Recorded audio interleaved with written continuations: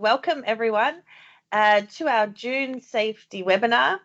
I am Andrea Rowe. With me, I have from the Roads Dr. Stephen Webber and Tracy Bailey, new to the team at Safety Action, and she's also joining us presenting today. So we're going to talk to you about the recent topics shared in our June safety newsletter, which I trust you already did receive. If you haven't already had a look at that, I did post the link in the chat just there to the June safety newsletter. But if you didn't read it, don't worry. We're going to catch you up on everything that you missed. So today, Steve's going to tell you why most take fives don't work. And he's going to tell you what you could do instead to improve the process. I'll talk to you about what should be on your safety notice board. Tracy is going to update you on the silica engineered stone ban starting next month. And we'll just tell you about our safety leadership training, which is next week. Okay, so if everyone's ready for question of the week, this was a common thing that people have told me. I've been told many times that it's prohibited to use household or domestic type extension leads in workplaces. So, workplaces including offices, workshops, and other type areas. I'd be interested in your thoughts, so feel free to put your opinion into the chat, whether you believe these type of domestic type extension leads are allowed to be used at work. We'll come back to you with an answer later on. So now I will hand over to you, Steve, to tell us all about why the take fives don't work and some recent research that you've seen. Thanks, Andrea, and good morning, everybody. So this discussion came about from a really interesting and recent publication by a Dr. Job Havinga from the Safety Science Institute at Griffith University, and their publication, Should We Cut the Cards? Assessing the Influence of Take 5 Pre-Task Risk Assessments on Safety. So in this context, what we define as Take 5 is really that documented process of you have the individual, the supervisor, or the team coming together and writing down on their little Take 5 cards or whichever documentation process you use to plan out the activity that they're just about to do, either immediately or that day.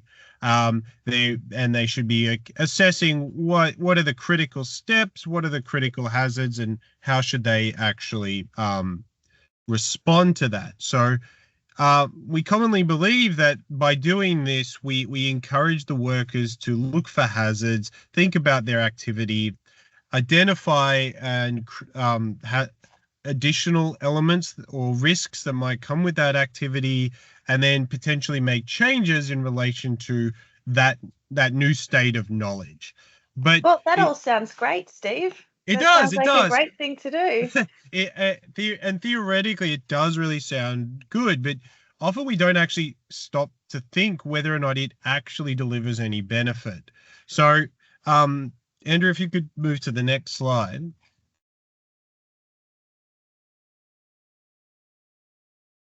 So, and this is where it sort of starts to fall apart. So the idea being that if this process works, it's generally going to do one of four things. It's going to help us plan the safety of work, right? It's actually going to encourage us to sit down and think about what's about to happen, structure it so we streamline it. We get rid of those additional runs to Bunnings to pick up the tool we left behind at the office. We eliminate some of those hiccups that cause us to take, let's say, additionally risky activities or less than ideal work activities. But what we often find is because this process becomes bureaucratic, right? Leaders, managers often just care that the form is filled out. It actually doesn't help us plan it out. You find that these forms are done hours in advance, sometimes days in advance, or they're done after the job is already filled out, because they're just aligning to the bureaucracy of the process rather than the intent to think about it. And or it's done by an individual rather than the team itself. So it's just one person's thought process that they're throwing down on the paper. The other element is increased heedfulness, right? So because you've sat down as a team, you now think about safety a little bit more because you've been talking about hazards. So you carry that thought process into your job going, oh, we've talked about this. I should be mindful of these risks. But the research is showing we don't actually see any change in behavior or any change in mindset that arises from going through this sort of written process. The idea that somebody is more safe because they've written down their thoughts on the take 5 has no evidence behind it. It doesn't. So you would think, oh, these people adapt, they're less safe, they're less injured, but none of the statistics or evidence actually shows that that happens. Possibly in alignment with, well, the third point, education, right? So this idea being, by doing the take 5, I identify hazards that I may not have been aware of earlier, right? That I may not have thought about, that I would have randomly encountered, but now I've thought about them in advance, and we've built strategies to stop them becoming a problem. Now, that doesn't work either, because from a very simple challenge, you can't identify hazards you have no knowledge of, right? If you can't think, you carry your set of knowledge, the amount of information that you have already stuck in your brain, and sitting down and writing a take 5 about what you're about to do, it doesn't trigger new knowledge. It just is a way of recording perhaps what you've already learned or thought about. So you won't identify necessarily hazards or risks that you haven't already thought of or have the ability to think of in advance. You've just put them on a piece of paper, right? So, and that links to heedfulness as well, right? You can't be more aware of something that you have no knowledge of. So writing it down on a piece of paper doesn't help you. And then the final element of the take 5 process in this case is demonstration of due diligence, so our compliance obligations.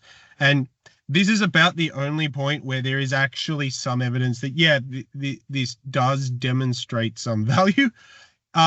One, you kind of have a piece of paper that says, yes, the site guys thought about safety. I made them stop and think about it and try and plan out their works. I'm, as an organization, look at the activities that we're doing, and we have hundreds of take 5s to demonstrate our safety activities.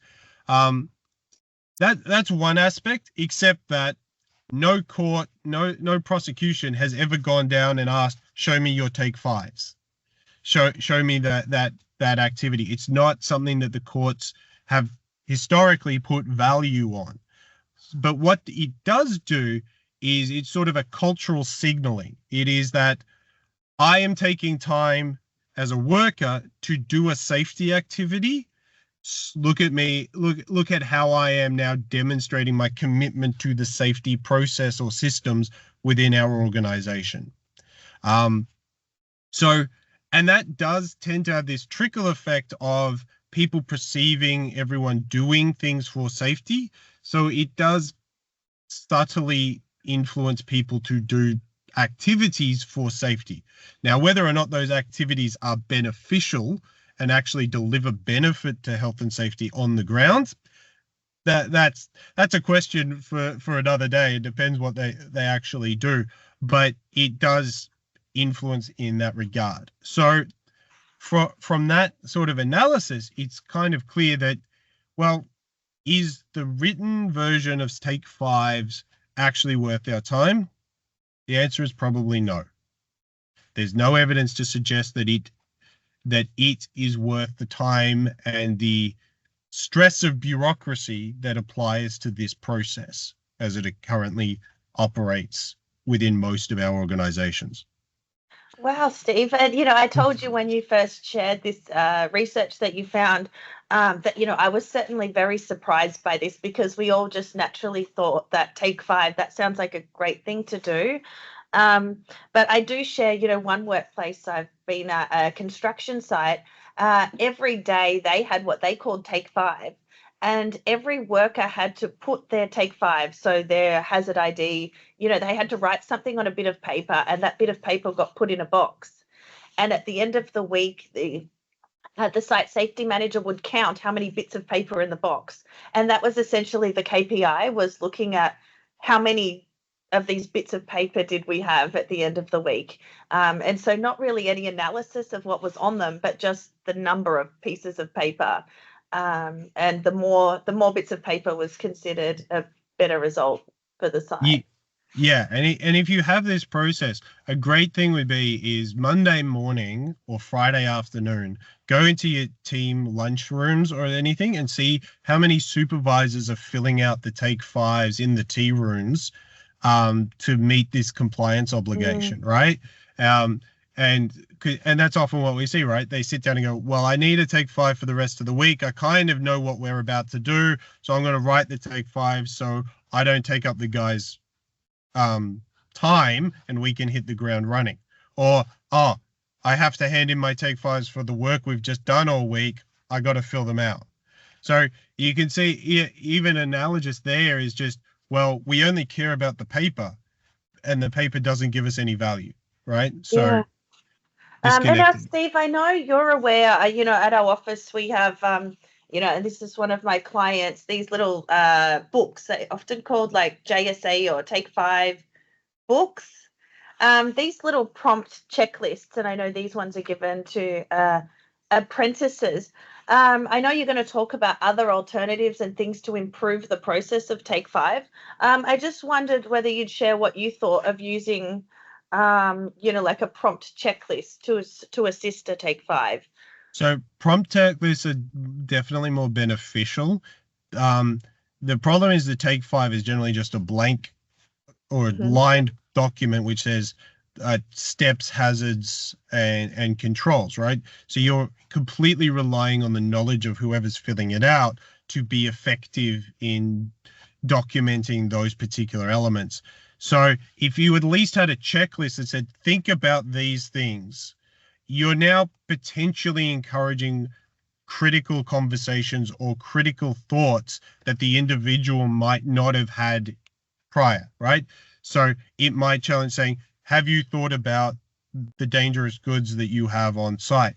And the apprentice might say, well, what dangerous goods do we have? How do I answer this question? Now you're driving a conversation which can lead to new knowledge, as opposed to just saying, oh, supervisor writes down dangerous goods on site, right? In our take five. So now you're encouraging the right kind of behaviors which might draw benefit out of this kind of process. Thanks, Steve. So what I'm really understanding from you is that, you're that take fives are not helping to increase knowledge if it's just a conversation. So can you tell us what could be done as an alternative or something, to improve doing a take five if you're going to do so? Yep. So what you can do is there is some literature, some anecdotal evidence which is suggesting that the process of taking time to think about your task, to plan out your job, to have that conversation is worth it, right? The foundational idea of take five as an idea of 5 minutes to think about your job has merit and value. But with this bureaucratic idea of writing down a piece of paper, task, hazard, controls, is demonstrating to be not worth the paper we're creating, right? We're just killing a bunch of trees. So one is, okay, so take the time, but dump the paperwork. Now, a lot of people don't like that because without the paperwork, how do you prove that they've done safety? that's a problem for somebody else. Actually, effective safety is the time and the conversations. The other way you can do it is encouraging the leadership team to look at the depth and the detail of the Take Five, actually having conversations and challenges and tests and saying, okay, so what is the substance that we're creating here, rather than counting how many Take Fives that we actually have, right? Delivering some value on effective processes rather than just completion and bureaucratic ones. Most of the studies find that if you want to educate new workers and apprentices, a mentoring program is the best way of transferring safety awareness and knowledge to your workforce. So building a strong and effective process where older, more experienced workers guide the new ones in their activities, their strategies, the risks that they've seen through their experience is demonstrably far more effective than saying, hey, fill out a Take Five and think about safety. Then you kind of get into education. So we've given them this process, but most of the time, we don't effectively teach them how to do an assessment, right? So teaching them how do you think about safety? How do you write an analysis of your task and your processes? What is critical information? What isn't?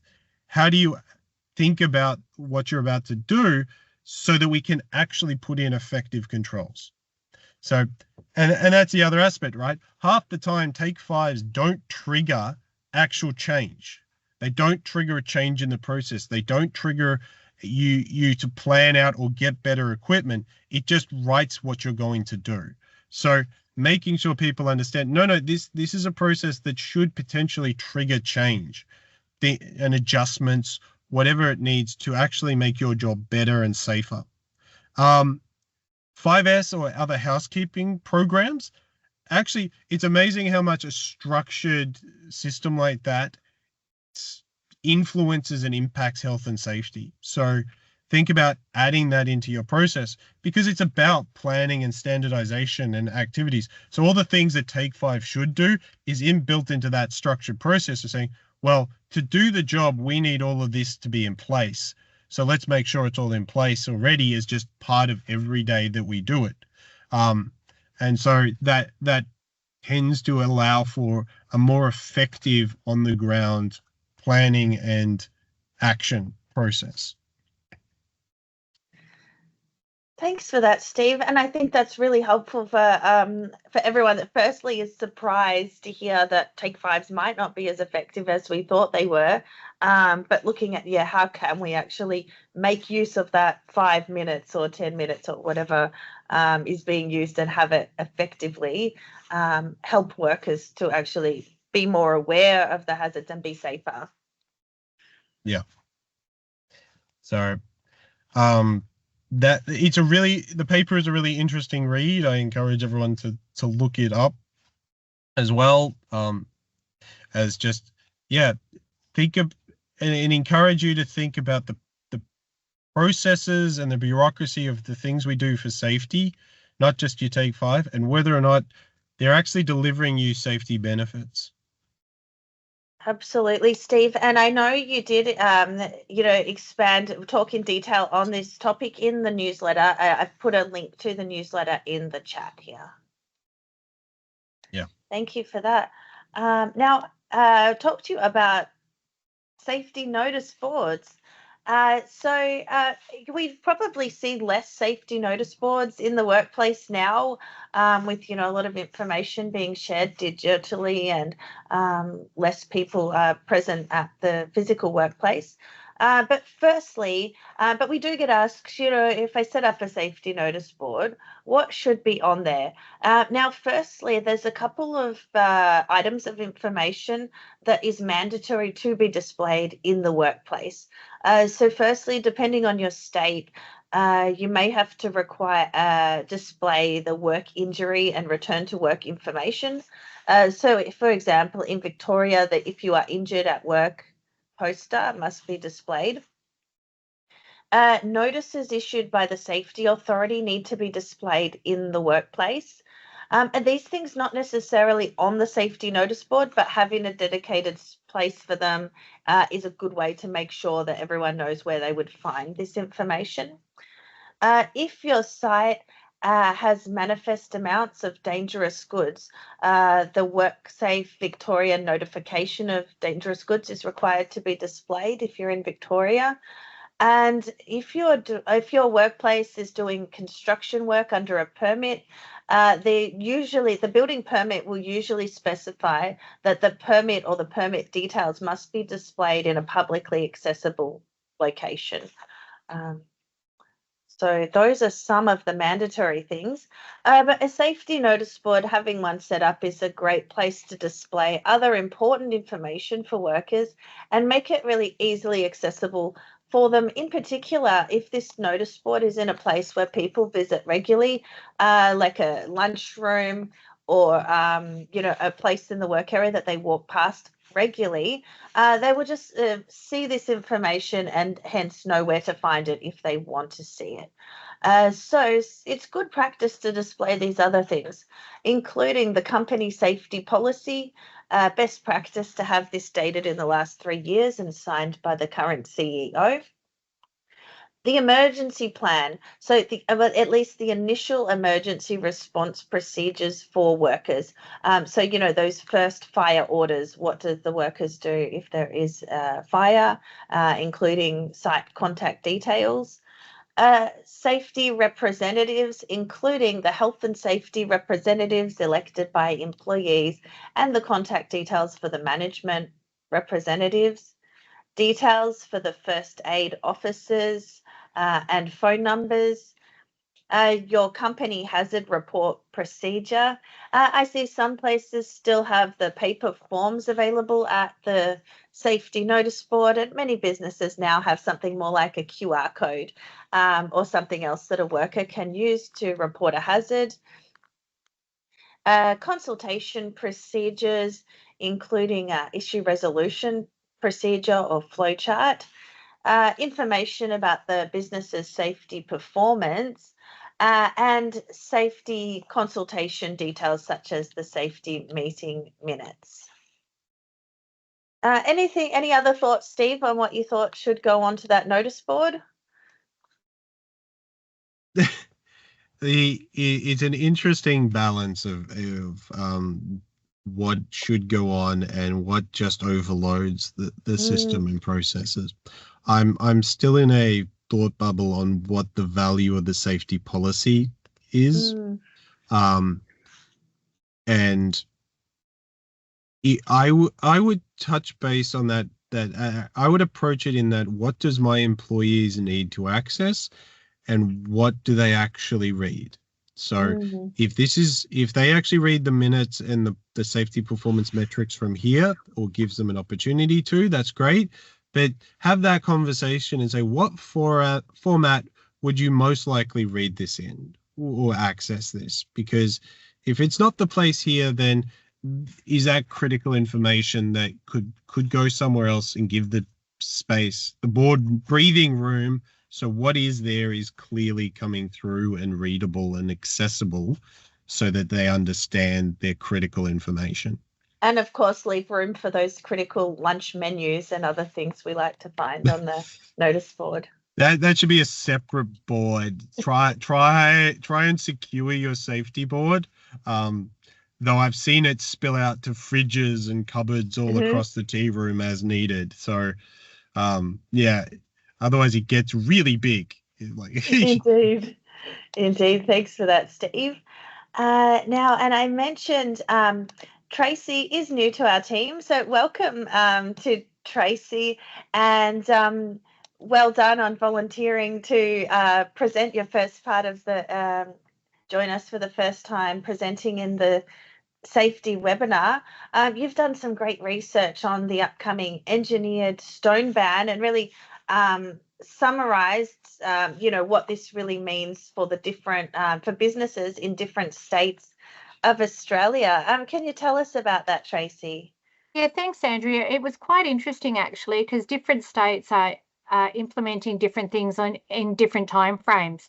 So Victoria, Queensland and ACT have a blanket ban starting on the 1st of July, which means regardless of any existing contracts, you cannot work with engineered stone after the 1st of July.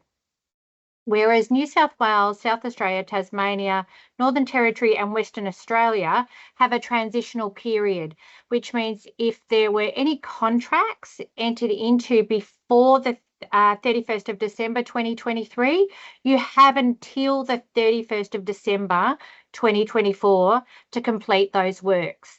Now, it's just interesting that they've brought in different things for different states. It doesn't include legacy stone. So legacy stone is considered any engineered stone, benchtop panels or any slabs installed prior to the ban. Work can be done on those, but it must be controlled.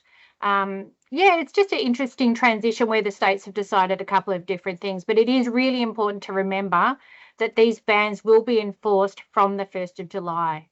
Thanks for that, Tracy. And something else, I guess, just of interest to us is that we couldn't actually find the legislation in place just yet, but we do understand that the state authorities will be enforcing the ban from the 1st of July. Absolutely, Andrea. Thank you very much for that, Tracy. Now, just a small update on a small legislation change in Victoria. Again, commencing on the 1st of July this year is a change to the incident notification requirements in Victoria. And this relates to dangerous occurrences or near misses.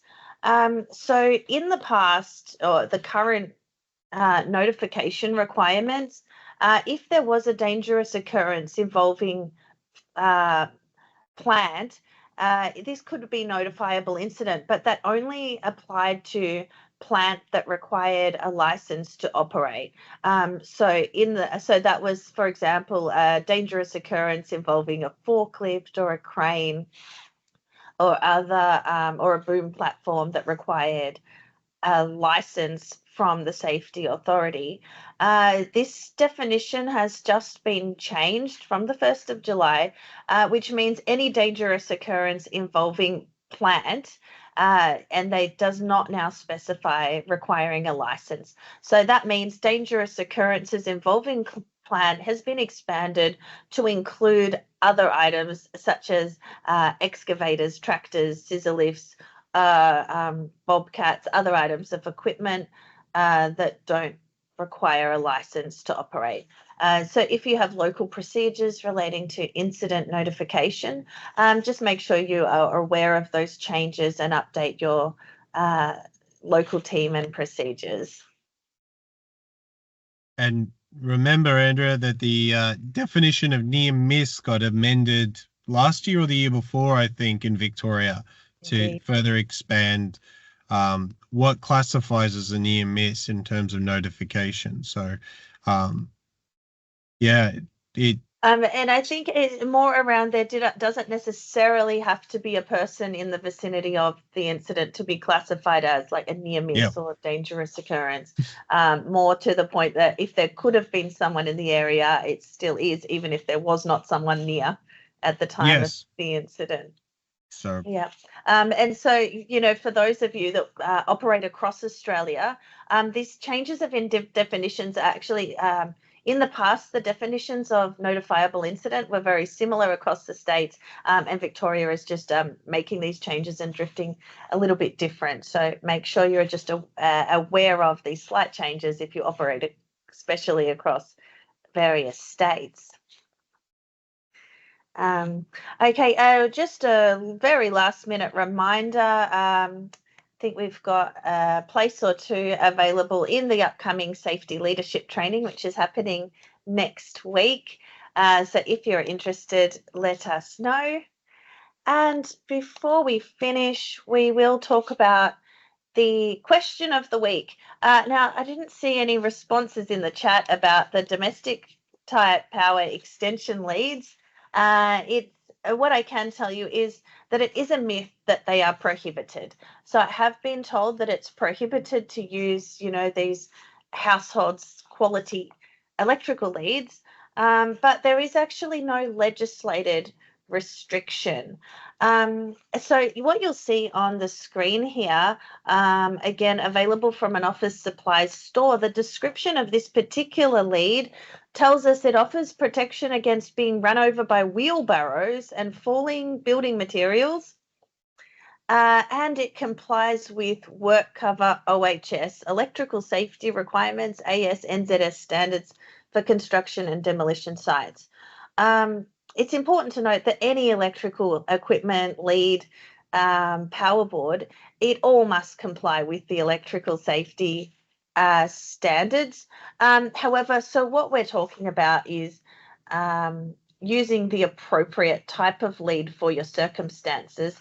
I would stress that it's most important to avoid your leads being run over by wheelbarrows or any type of moving equipment. Any type of running over the lead can still damage the electrical wiring inside and potentially damage the earth wiring and making this unsafe. So it's, that's really critical to avoid leads being exposed to damage in the workplace. And of course, don't forget the importance of your pre-use physical inspection for any electrical leads that you are using in the workplace, whether that be, indoors in a workshop or, outdoors in a construction area. Okay, what questions does everybody have today?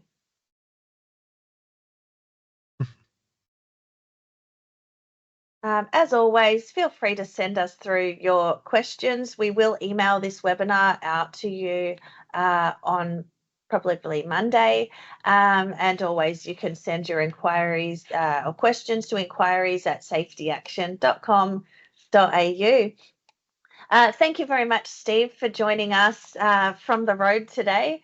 And thank you, everyone, for joining us. Thank you, Tracy, for presenting for the first time your great research that you found us. And wish everybody a safe and happy weekend. Thanks, Andrea. Thanks, Steve. No problem.